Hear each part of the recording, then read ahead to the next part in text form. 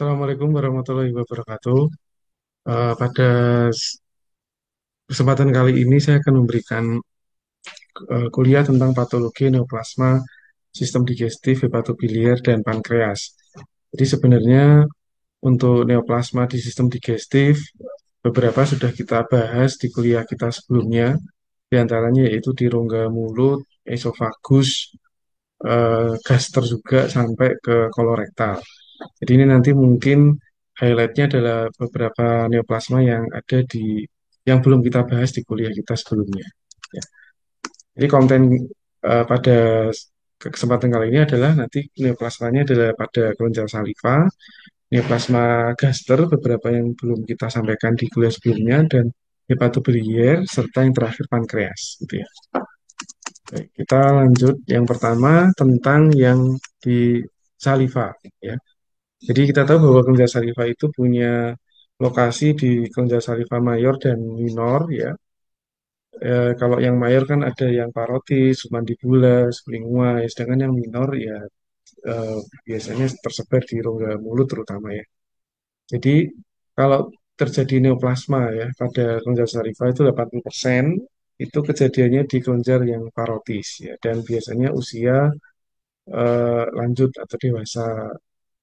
Kemudian 70 sampai 80% tumor pada parotis itu sifatnya jinak, di mana kebanyakan subtipenya adalah pleomorphic adenoma dan Warthin tumor. Sedangkan kalau yang ganas itu malah mayoritas terjadinya di kelenjar submandibular ya 40% dan hanya 15% di parotis. Dan itu subtipenya adalah namanya mucoepidermoid karsinoma. Gitu ya. Kemudian faktor risiko kenapa terjadi neoplasma pada kelenjar saliva itu beberapa menghubungkan dengan kejadian radiasi, kemoterapi, virus Epstein-Barr dan juga genetik. Nah, ini adalah anatomi ya, ilustratif dari kelenjar saliva dimulai dari tempat produksinya yaitu di asinus ya, asinus kelenjar saliva, lalu hasil saliva akan dikeluarkan menuju ke rongga mulut melalui ductus ya, melalui ductus lalu kemudian masuk ke lumen. Dan di asinus ini itu dilapisi epitel kuboid, lalu kemudian eh, menuju ke ductus pun juga masih sama epitel kuboid hingga kolumner.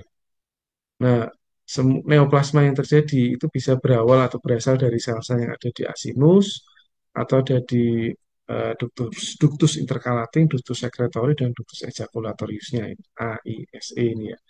Kalau terjadinya di eh, asinusnya nanti kemudian bisa terjadi keganasan namanya acinic cell carcinoma. Nah, kalau di ductus di intercalating di sini terjadi neoplasma jinak maupun ganas. Kalau yang jinak pleomorphic adenoma yang tadi yang paling sering ya. Kemudian kalau ganas ada adenoid cystic carcinoma. Dan kalau di ductus sekretorinya ini kejadian neoplasmanya seringnya jinak yaitu Warthin tumor atau oncocytoma. Sedangkan yang di distal di sini ini yang menjadi prekursor ya terjadinya neoplasma ganas mucoepidermoid carcinoma, keganasan yang paling sering di kelenjar saliva.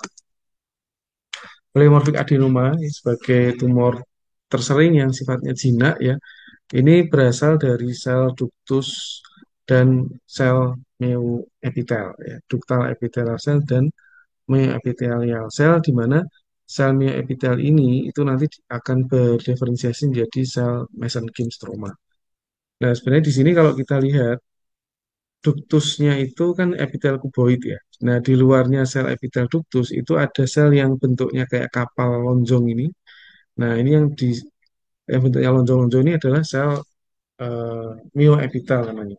Jadi dia punya sifat kontraktil, makanya ada mionya di depan untuk membantu sekresi mengalirkan saliva. Ya. Jadi ini neoplasmanya itu muncul atau berasal dari kedua sel ini, sel ductus dan sel myoepitelnya pada pleomorphic adenoma. Ya. Dan bahkan kejadiannya ini lebih dari 90% salivary gland neoplasm ini adalah pleomorphic adenoma. Kalau ukuran kecil bisa asimptomatik, kalau besar tentunya bisa membuat asimetri wajah seperti ini ya. Dan karena dia jinak dan dia berkapsul, well circumscribed and encapsulated, berkapsul, jadi tidak istilahnya batas antara parenkim ya dengan parenkim normal ya dengan massa tumor itu jelas ya, jelas demarkasinya karena dia berkapsul. Nah, ini kalau dilihat bahwa sel-sel ya, duktusnya itu sebagian tersusun melingkar-melingkar membentuk kelenjar seperti ini ya. Sebagian tersebar tersusun solid ya. Ini sel-sel duktus ya. Sedangkan sel mioepitelnya ya, itu dia membentuk massa mixoid seperti ini yang berwarna biru ya, pola mixoid ya. Mixoid dan juga eh, bentuknya spindel-spindel sel-selnya ya. Bahkan sebagian juga selain mixoid dia juga bisa berubah menjadi kondroid.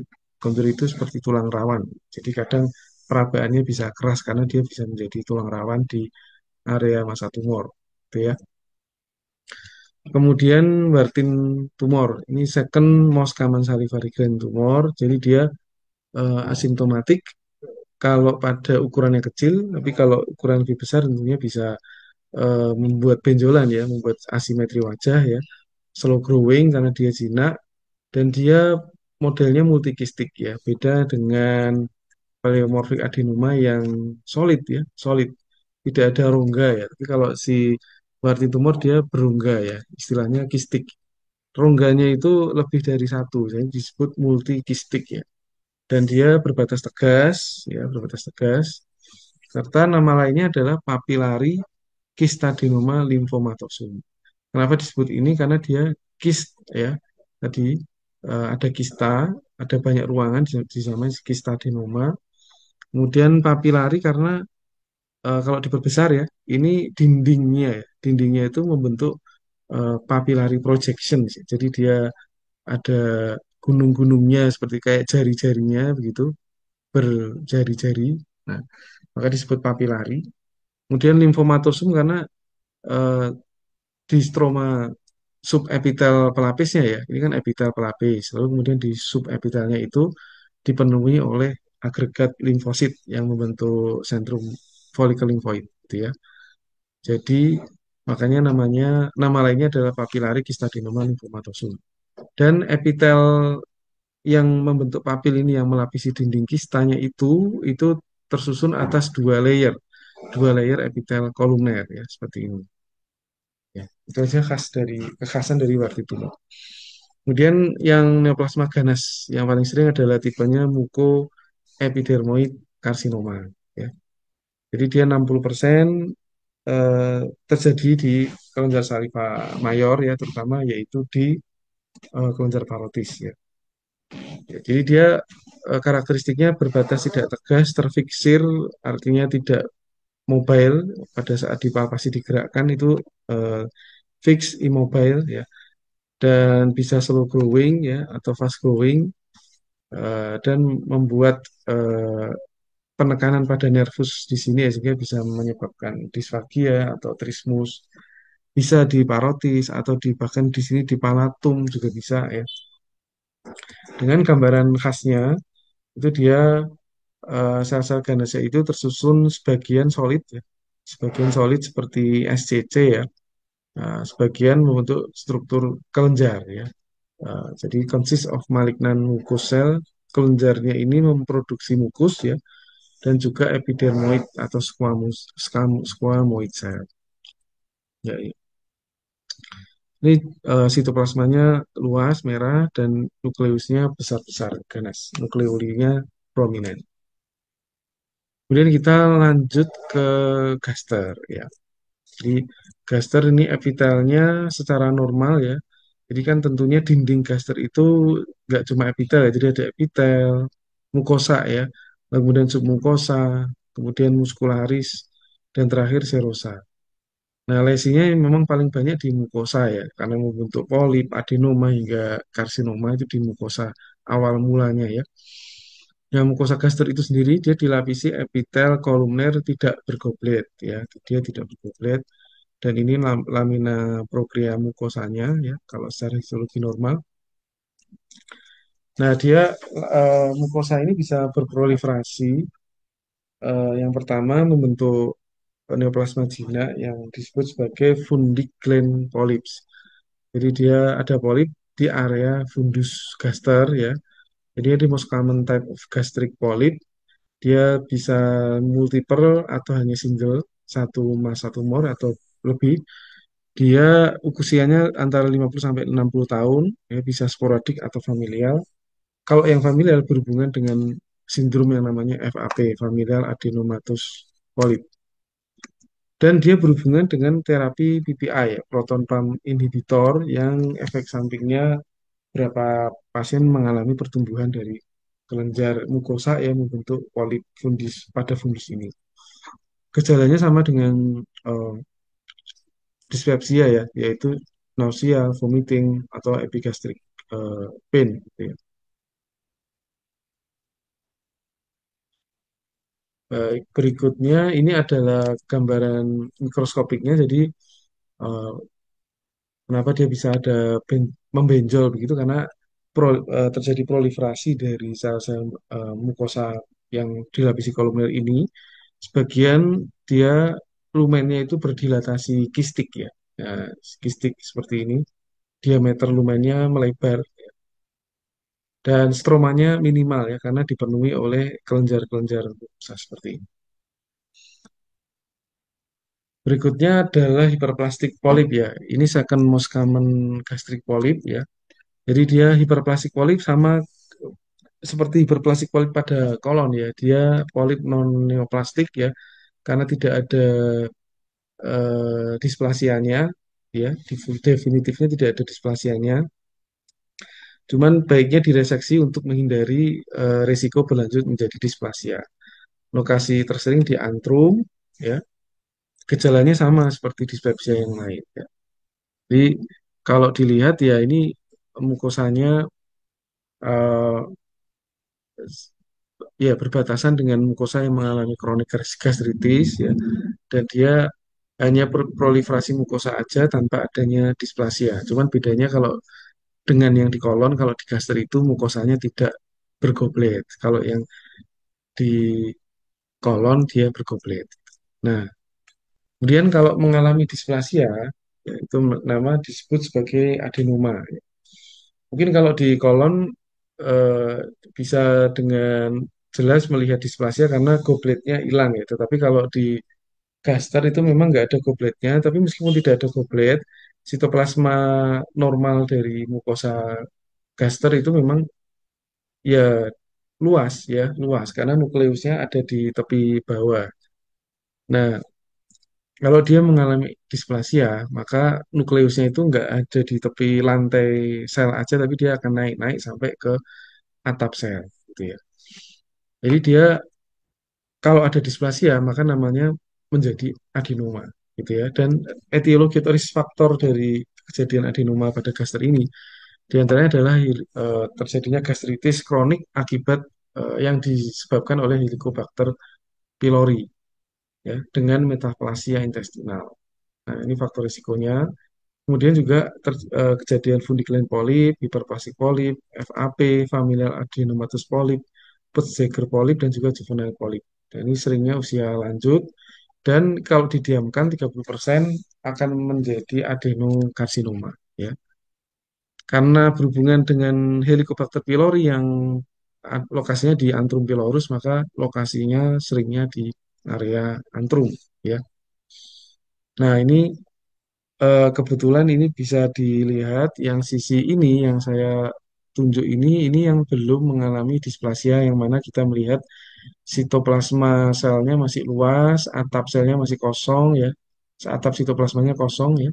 Sedangkan kalau displasia seperti ini, ya ini kalau diperbesar area sini ya, area sini kalau diperbesar itu nukleusnya sampai naik manjat-manjat sampai ke atap dari sel, atap sitoplasma sel. Ya, ini yang kita sebut sebagai berarti dia mengalami displasia. Displasia pun itu ada yang masih dibagi di low grade sama high grade. Kalau yang low grade itu nukleusnya naik sampai ke atap, tetapi nukleusnya masih hitam-hitam kecil.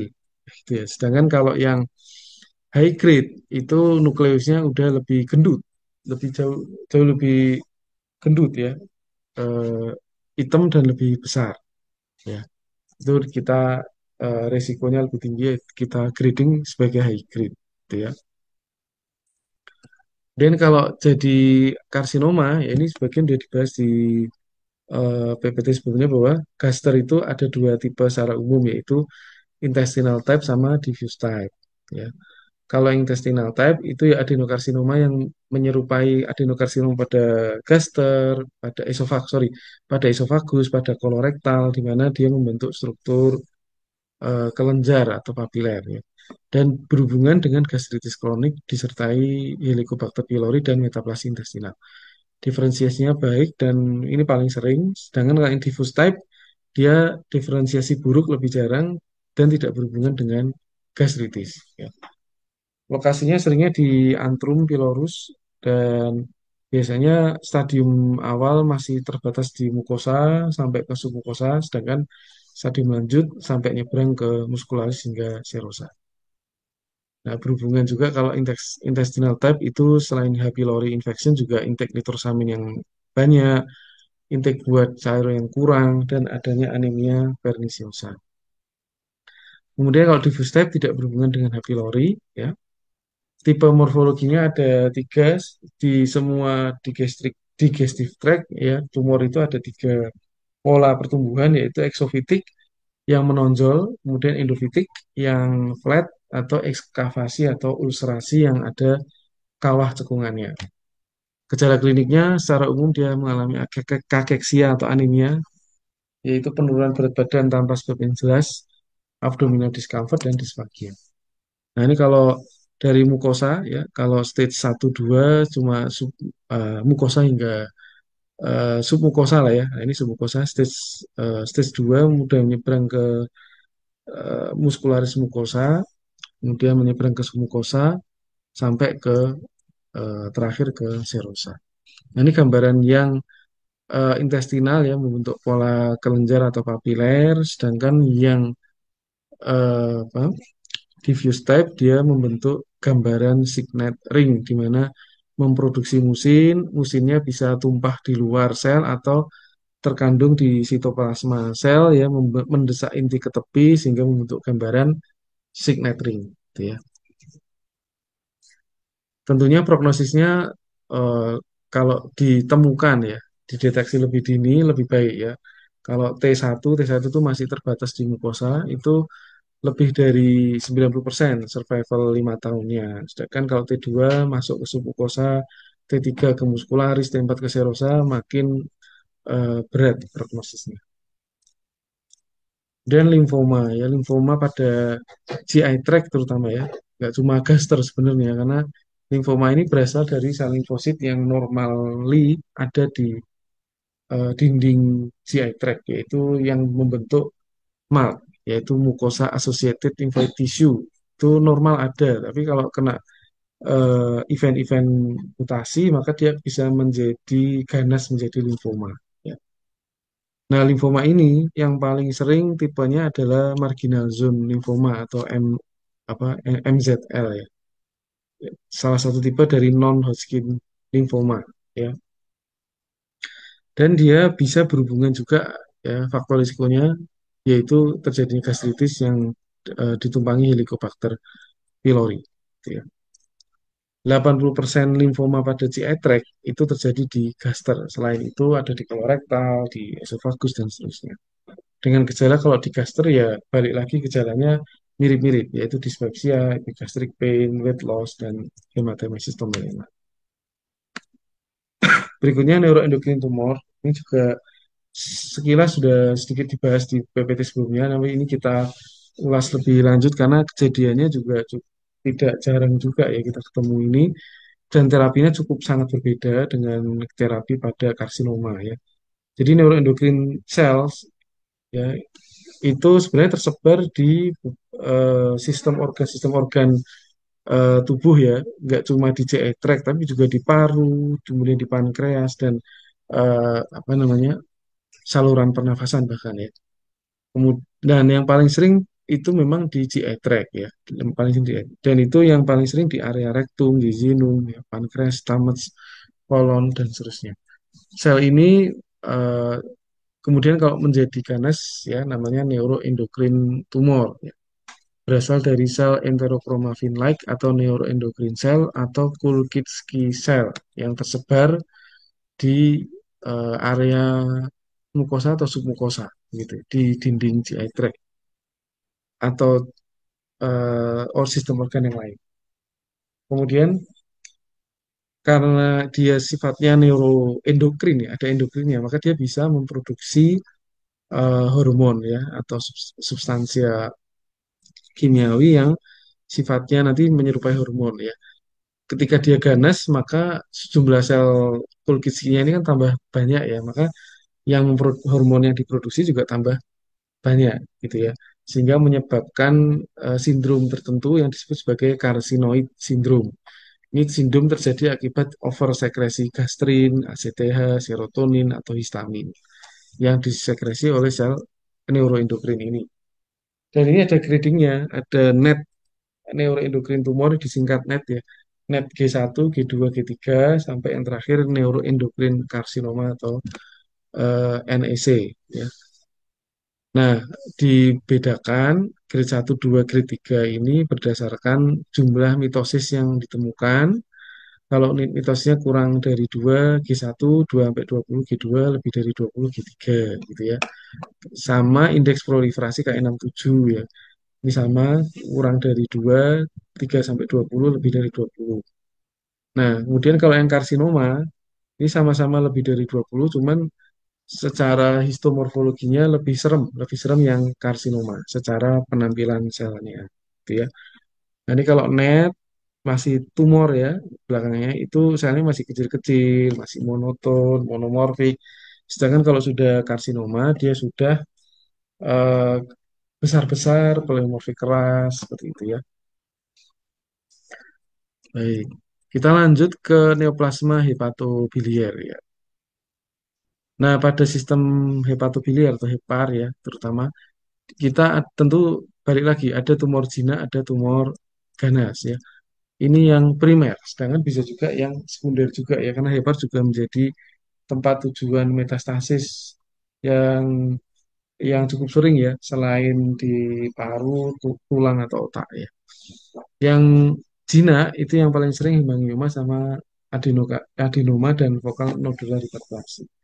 Yang ganas ada dua prominennya yaitu karsinoma hepatoseluler sama kolangiokarsinoma. Yang hemangioma dulu ya. Jadi di hepar itu secara normal kan tersusun parenkimnya atas hepatosit dan di antara hepatosit ada vaskuler atau yang disebut sebagai sinusoid. Sinusoid itu dilapisi oleh endotel. Sel endotel itu kalau eh, bertumbuh abnormal menjadi neoplasma jinak disebut sebagai hemangioma.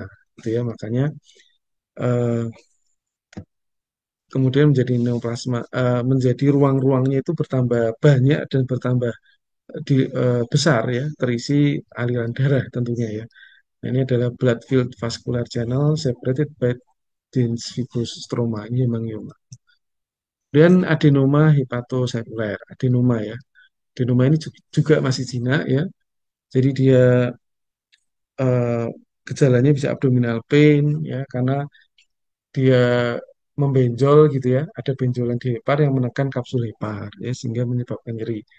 Kemudian bisa juga benjolan itu ruptur, patah ya, toklek ya. Sehingga menyebabkan perdarahan hepar yang menjadi perdarahan intraabdomen. Ya.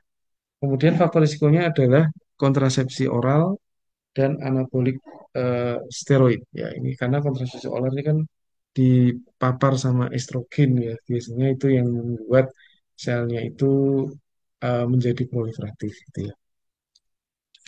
Kemudian ini kalau kita lihat ini ada batas ya, ada batas yang cukup tegas antara parenkim hepar yang normal dengan masa tumornya. Ya, ini kalau di warna dengan warna yang lain ya imunohistokimia maka akan jelas yang mencolok coklat kuat adalah yang masa tumor, sedangkan yang tidak menyala adalah parenkim normalnya. Kemudian berikutnya adalah vokal nodular hiperplasia. Ini ditandai dengan adanya nodul yang soliter atau multiple ya pada hepatosis, pada pada hepar yang non sirosis. Sering pada usia yang lebih muda, di mana ada nodul yang di mana di eh, ujungnya itu ada fibrosis yang bentuknya stelit. Bentuknya stelit dan itu adalah fibrosis ya. Seperti ini ya. Ini ada nodul membenjol, tengahnya itu ada fibrosis yang berwarna putih ini fibrosis ya, dan dia bentuknya radier stelit seperti itu. Ini kalau dilihat ini area fibrosisnya ya, dia ada di tengah-tengah dan di sini ada parenkim-parenkim hepatosit yang juga kemudian membentuk pseudolobulus karena terjadi fibrosis di sekitarnya gitu ya, dan juga mengalami inflamasi juga. Kemudian yang ganas itu karsinoma hepatoseluler. Bahasa Inggrisnya disingkat sebagai HCC, hepatocellular carcinoma gitu ya, HCC. Nama lainnya adalah hepatoma. Jadi hepatoma itu ganas ya, karena nama lainnya adalah karsinoma hepatoseluler. Beda sama ini, kalau ini kan adenoma, kalau ini hepatoma, ganas ya. Faktor risikonya adalah penyakit hiperkronik ya, dekompensasi atau liver failure ya, sirosis hepatis ya. Yang penyebab terseringnya adalah infeksi hepatitis B atau hepatitis C atau sebab sirosis non infeksi yang lain seperti misalnya konsumsi aflatoksin, alkohol, ya, fatty liver atau metabolic disease. Ya. Nah, ini ada masa tumor besar ya di dalam parenkim hepar dan gejala dan tandanya ya sama seperti sirosis ya, penyakit hepar kronik ya. Semua gejala sirosis bisa muncul pada karsinoma hepatoseluler mulai dari hemoroid, splenomegali, varises esophagus, kaput medusa, koma hepatikum, ensefalopati hepatik dan seterusnya ya. Nanti bisa dilihat di kuliah eh, liver failure ya. Kemudian bisa juga ditambah dengan fatigue, weight loss, ya, hepatomegali. Nah ini agak beda ya. Kalau sirosis aja ya, itu kan mengecil heparnya. Sedangkan kalau ada tumornya dia menjadi membesar gitu ya, hepatomegali. Dengan serum alfa fetoproteinnya meningkat, ya, kemudian bisa jelas dengan USG atau CT scan atau MRI. Kalau primernya di hepar, dia metasnya nanti biasanya ke paru-paru atau KGB di sekitar. Nah, ini sel ganasnya itu tersusun solid, sebagian membentuk struktur kelenjar seperti ini. Ya. Nah, penyebab kematian pada pasien karena angka kematian karsinoma hepatoseluler masih cukup tinggi ya. Biasanya disebabkan karena kafeksia, penurunan berat badan yang terus-menerus, kemudian bisa juga ruptur varises esophagus ya, karena terjadi sirosis hepatis, terjadi apa hipertensi portal pada tentunya akan terjadi hipertensi portal pada pasien HCC ini ya, sehingga terjadi varises yang kemudian ruptur. Kemudian liver failure, hepatik koma atau encephalopati hepatik sampai ruptur tumor. Ya, tumornya tadi saking besarnya kemudian sobek, kemudian perdarahan hepar dan kemudian menjadi bleeding intraabdomen. Berikutnya adalah kolangiokarsinoma. Ya, kolangiokarsinoma. Nah, pada kolangiokarsinoma ini eh, asal tumornya adalah dari apa namanya ductus biliaris. Sedangkan kalau hepatoma tadi dari hepatosit, ya bedanya di situ. Bedanya di asal tumor. Nah, risk factornya adalah chronic inflammation, kolestatis, dan infeksi parasit Clonorchis sinensis. Ya, baik.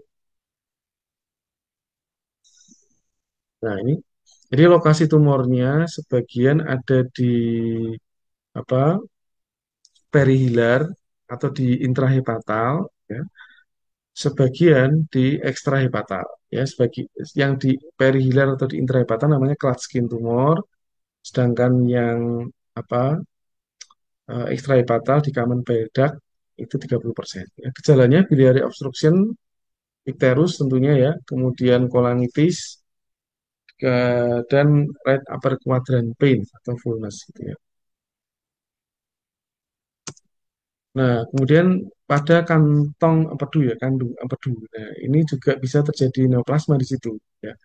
Jadi Neoplasmanya kalau yang jinak namanya adenoma atau papiloma, kalau yang ganas namanya adalah adenokarsinoma ya. Karena epitel yang melapisi mukosa vesicavalia adalah epitel kolumner ya, sehingga kalau jadi ganas namanya adenokarsinoma.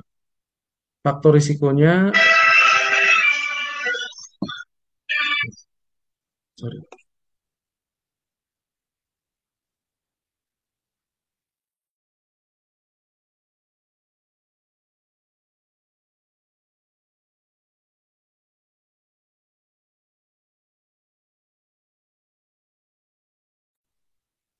Baik, saya lanjutkan. Jadi faktor risiko utamanya adalah gallstone ya, atau terbentuknya batu empedu. Nah, batu itu yang lama-kelamaan akan menggerus ya, menggerus dinding mukosa sehingga terjadi kolesistitis, kemudian lama-kelamaan jadi tumor gitu ya. Nah, ini kalau tumornya seperti ini ya, besar, dan ini adenokarsinoma kandung empedu gitu ya. Baik, berikutnya pankreas. Ya, pankreas itu kita tahu adalah organ yang di dalamnya ada fungsi eksokrin dan ada endokrin ya. Kalau endokrin udah dibahas di modul endokrin ya 3.2. Sekarang yang dibahas di pankreas adalah yang eksokrinnya ya, karena dia ada asinus-asinus yang menghasilkan enzim ya. Enzimnya itu biasanya diproduksinya awal mulanya adalah proenzim atau inaktifnya atau zimogen ya. Nah, proenzim ini diaktifasi oleh tripsin ya, yang diactivated by duodenal enteropeptidase ya, yang nanti akan diaktifkan oleh tripsin ya. Nah, kalau sudah diaktifkan tripsin, maka dia aktif ya, dia akan bisa mencerna terutama adalah karbohidrat dan protein ya, amilase dan eh, protease ya sifatnya. Jadi harus diaktifkan di lumen apa namanya duodenum gitu ya, supaya dia mencerna karbohidrat proteinnya adalah protein yang di bolus makanan yang ada di duodenum, bukan mencerna protein yang ada di luar makanan. Ya, artinya bukan mencerna protein yang ada di tubuh tubuh pasien sendiri gitu ya. Jadi di asinar enduktal sel itu dia juga memproduksi ada tripsin inhibitor supaya tidak terjadi terjadinya aktivasi tripsin di intrapankreas. Karena kalau sudah teraktivasi di dalam pankreas, nanti malah enzim proteasenya itu malah mencerna protein-protein internal pankreas itu sendiri, sehingga akan terjadi pankreatitis gitu ya. Maka harusnya teraktif proteinnya, enzimnya itu aktifnya di duodenum, di lumen duodenum ya. Cuman ada kondisi di mana terjadi kerusakan pada sel ductus atau sel asinus pankreas yang menyebabkan enzimnya itu lepas sehingga kemudian mencerna sel-sel yang ada di internal pankreas itu sendiri ya. Kalau kejadiannya akut ini disebut akan menjadi akut pankreatitis, di mana akut pankreatitis ini masih sebenarnya masih reversible, ada injury di parenkim pankreas yang kemudian diikuti inflamasi ya. Jadi kenapa bisa rusak ya? Nah, ini kan rusak epitel pankreasnya itu karena toksin ya, terutama alkohol ya. Kemudian ada biliary tract disease ya, seperti batu empedu atau obstruksi ya, cacing, infeksi yang lain. Dan batu pancreatic duct obstruction ya, vascular injury dan infection. Trigger yang lain adalah metabolic disorder, medication, traumatic, ischemic, dan juga mumps, infeksi mumps. Beberapa aja sih, tapi tidak semua infeksi mumps komplikasinya ke sini. Kemudian clinical features-nya adalah acute abdominal pain, biasanya refernya ke upper back atau left shoulder. Kemudian systemic inflammatory response syndrome, dan enzim lipase dan amilasenya itu meningkat di darah tepi. Ya. Nanti sequelnya komplikasinya bisa terjadi abses dan juga pseudokista. Jadi misalnya tadi faktor risikonya adalah ada obstruksi duktus ya, duktusnya mengalami obstruksi di sini ya, maka enzim-enzimnya nggak bisa maju dan balik mundur ke parenkimnya begitu ya. Kemudian eh, ya lalu kemudian leakage ya, terjadi edema iskemik dan kemudian eh, terjadilah pankreatitis karena enzimnya lepas. Kemudian asinar sel injury ya karena alkohol, drug, trauma, iskemi. Nah, nanti enzim-enzim proenzim intraselulernya lepas dan kemudian diaktifasi oleh tripsin ini lalu kemudian terjadi asinar sel injury. Ya, asinar sel injury ini nanti akan memicu terjadinya inflamasi, edema, proteolisis, fat necrosis karena di sekitar pankreas itu banyak lemak ya, maka lemaknya ikutan kena ya, fat necrosis, vessel damage dan juga hemorrhage. Ya. Nah, kemudian ini terjadi ini lemak sebenarnya ya, tapi mengalami nekrosis sehingga nukleus-nukleus sel lemaknya jadi hilang. Kemudian parenkim-parenkim eh, pankreasnya pun juga nekrosis ya. Jadi sel-selnya mengalami kematian dan juga peradangan yang difus. Ini ada sel-sel radang berdatangan ya. Dan di sini ada masa aseluler. Nah ini yang mengalami enzimatic necrosis gitu ya. Kemudian prolong inflammation itu nanti bisa menyebabkan chronic pankreatitis. Dan kalau sudah chronic pankreatitis itu biasanya irreversible ya, kerusakannya irreversible pada parenkim eksokrin pankreas disertai atau dilanjutkan dengan pembentukan fibrosis pada pankreas ya. Kemudian juga parenkimnya juga mengalami kerusakan. Dan etiologinya sekali lagi alkohol, long standing obstruction, kemudian repeat bouts of pancreatitis akut dan autoimun. Ya. Clinical features-nya masih sama, abdominal pain, malabsorpsi, diabetes. Ya diabetes kenapa? Karena kerusakannya menjalar ya, nggak cuma di eksokrin tapi menjalar ke pulau Langerhans endokrin pankreas sehingga menyebabkan defek atau defisiensi sekresi hormon insulin gitu ya. 10% diantaranya kemudian berkomplikasi membentuk pseudokista. Nah ini kalau sudah kronik biasanya nanti sel-sel inflamasinya mensekresikan sitokin yang membuat fibroblast itu berproliferasi sehingga terbentuklah fibrosis, gitu ya. Nah, ini jadi ada area-area fibrosis yang cukup luas yang berwarna merah ini ya. Ini adalah ekstensif fibrosis dan ini parenkimnya kegencet tinggal sedikit ya, atrofi dan juga ada tentunya sel-sel radang kronik di sekitarnya, gitu ya. Ini komplikasinya nanti membentuk eh, apa ya kista ya. Tapi kistanya tidak beneran kista yang ada dinding pelapisnya, tapi dia karena ada nekrosis, perdarahan, kemudian nekrosis itu kan selnya mati sehingga lama-kelamaan bolong. Nah, karena bolong karena nekrosis ini kista yang pseudo yang bukan kista yang sebenarnya disebut sebagai pseudokista. Karena karena terbentuk akibat adanya nekrosis dan perdarahan di dalam pankreas gitu ya. Sehingga tidak ada epitel pelapisnya. Ini ruangan kistanya, lumen kista, ini dinding kistanya cuma sel-sel jaringan ikat dan sel radang aja. Jadi tidak ada epitel yang melapisi. Kemudian pankreas eksokrin ya, itu bisa juga terjadi kanker ya, namanya ductal, mostly namanya adalah ductal adenokarsinoma. Dan faktor risiko utamanya balik lagi ujung-ujungnya ke rokok ya. Untuk gejalanya sama ya seperti pankreatitis ya. Nah, ini agak agak apa mengkhawatirkan karena gejalanya mirip sama pankreatitis yaitu pain ya, obstruktif jaundice, kemudian juga enzim amilase lipasnya juga meningkat ya. Tapi juga ada tambahan marker yang lain yaitu CEA, chorioembryonic embryonic antigen dan juga CA199 ya. Prognosisnya ini lebih berat ya karena eh, CA pada pankreas itu memang masih belum ada target terapinya ya. Jadi ductal adenose-nya ini kalau terdiagnosis ya if untreated itu bahkan 3 sampai 5 bulan ya. Dan bisa memanjang harapan hidupnya 10 sampai 20 bulan kalau direseksi gitu ya. Selain itu juga pada pankreas tidak cuma karsinoma ya, ini kan mostly ya. Tapi kan ada yang minoritinya ya. Minoritinya adalah NEC, neuroendocrine carcinoma pada pankreas itu juga nggak kalah buruk prognosisnya yaitu bahkan 1 sampai 12 months after treatment itu eh, mengalami mortalitas gitu ya. Nah, ini sel-sel ganasnya itu yang membentuk berkelompok, membentuk kelenjar dengan nukleus yang besar-besar.